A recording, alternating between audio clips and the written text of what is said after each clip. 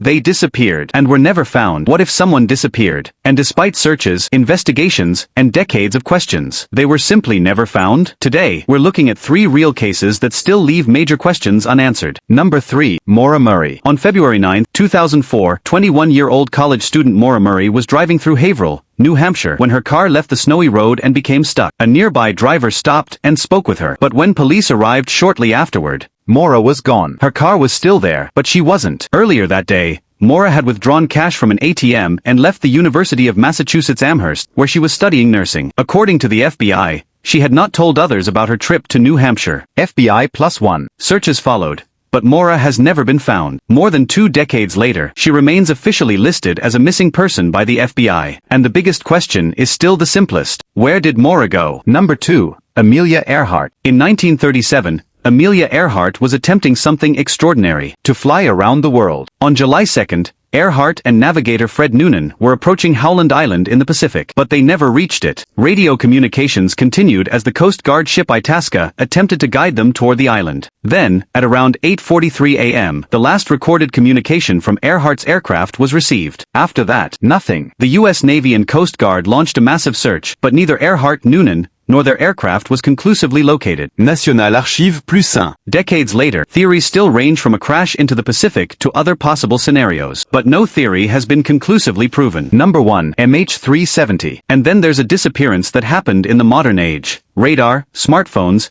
and hundreds of people watching the skies. On March 8, 2014, Malaysia Airlines Flight MH370 was flying from Kuala Lumpur to Beijing with 239 people aboard. During the flight, the aircraft disappeared from civilian radar. An enormous international search followed. Pieces of debris later confirmed to be from MH370 were discovered, but the aircraft's main wreckage and flight recorders have never been located. And despite years of investigation and multiple searches, the full explanation of what happened remains unresolved. That's what makes MH370 so extraordinary.